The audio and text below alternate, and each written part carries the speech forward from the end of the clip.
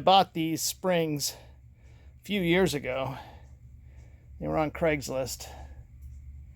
I had the intention of lowering the car, but then Lorianne expressed a dislike to the stiff ride that was there with the stock springs, so I didn't dare go stiffer. But now that I have the Oldsmobile, I can feel free to mod the Mustang. So we're going to start in the rear. That, by the way, is an adjustable pitman arm, which will allow me to lower the car and still maintain the proper side-to-side location of the rear axle. So I'm going to do some measurements before I get too carried away. The instructions for removing the coil springs, I want you to mark some things. I can do that. Jack it up, put it on jack stands, take off the wheels, remove the stabilizer bar links, floor jack underneath the axle tubes so they don't go dropping away. I'm going to do it one side at a time. Remove the shock, see if I can. And they're saying it probably can't. Alright, so I've got 2 jacks. I can deal with that. But let's start by making measurements and any markings that are recommended. First measurement here on the passenger side. I run from the floor past the center of the wheel, and I get a dimension of 29 1/8 to the underside of the fender opening. I need to measure from this face to the face of the wheel. What I'm going to do is attach or hold a straight edge on this flat face and then measure, but I need 2 hands to do that. I wrote down the numbers for both the rear and the front, both sides. I just didn't videotape it. Later on in this video, you'll see where I show the before and after measurements for comparison. So, first thing to do is remove the stabilizer bar. So there are links. There's a bolt there, comes out, and then there are bolts underneath here that come out. And I have to be careful because some of these have nuts that are welded in, some of them have nuts that are captive.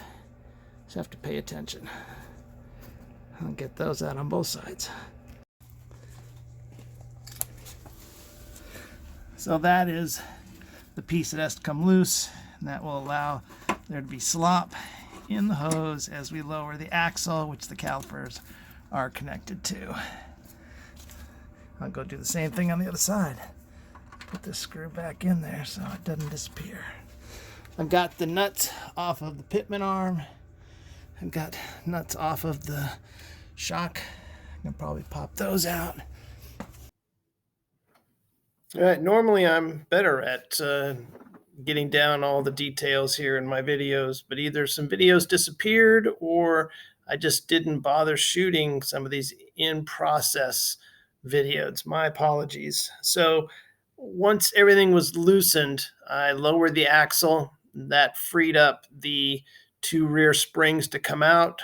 The 2 new springs went in place. I just made sure that they were rotated such that they, the ends of the springs matched up with the indents that were available for them in the perches.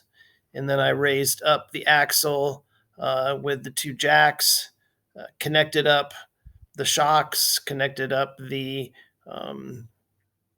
sway bar piece and the pitman arm. So you'll see that now. All right, I've greased the inner sphere on these spherical bearings on both ends of the new pitman arm. Let's see where we're at back here. So the new springs are installed. I matched up on the plastic pads the ends of the coils.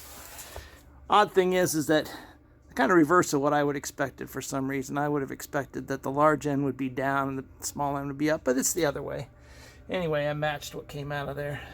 So we've got the ends of the shock absorbers reattached now to these or attachment points on the axle or control arm.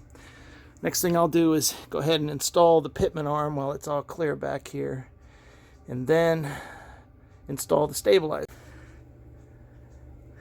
So hopefully everything is back in. I've got the sway bar, stabilizer bar in. I've got those brake brackets back in. The adjustable Panhard bar is installed. Now I'm going to take a measurement and see if I have to make adjustments to it. I hope not, but we will see from the measurements. So the jack stands are just barely touching.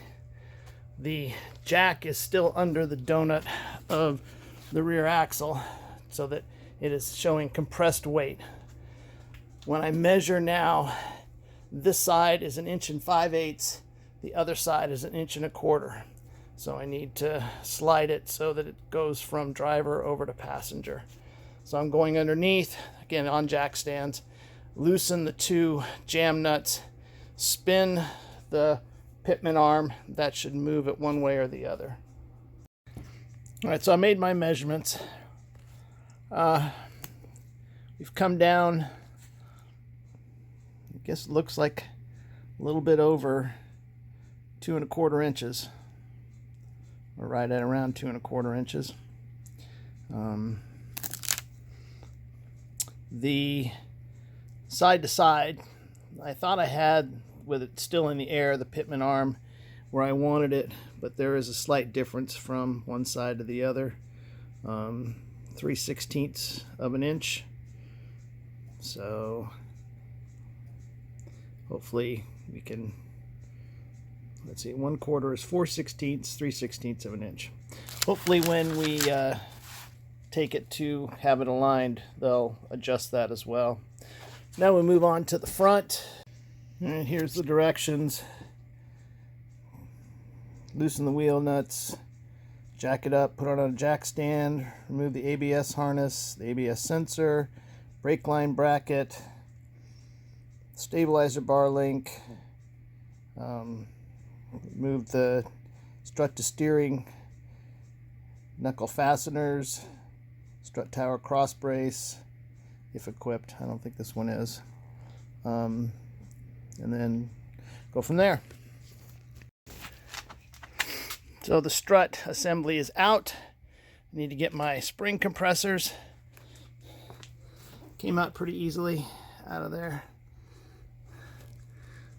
Just followed the directions. It was all good. All right, this will be interesting. There is a big difference. Now granted, that's going to be stiffer on the right. But we'll install it, and I've got the before measurements, so we'll get the after measurements. So the new spring is so much shorter, I did not even need the spring compressor to install it. I just sort of leaned on it until the nut started, and then drove it down with the impact wrench. So now I just need to put it back in the car. Alright, now that I've done it once, it's easier to explain what has to come off. So, right there, pull that out, up in behind, actually it's on this side.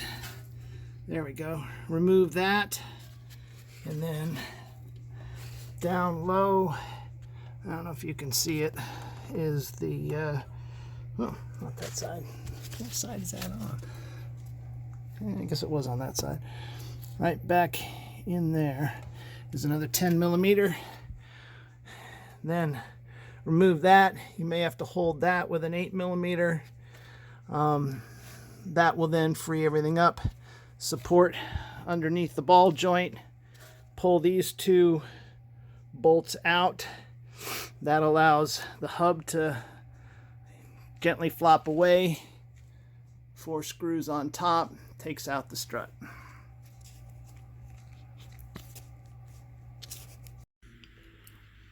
So here are the final numbers. I already talked about how much the rear decreased. Now I can also, that's up here. I can also talk about how much the front decreased, and that was exactly 1 inch.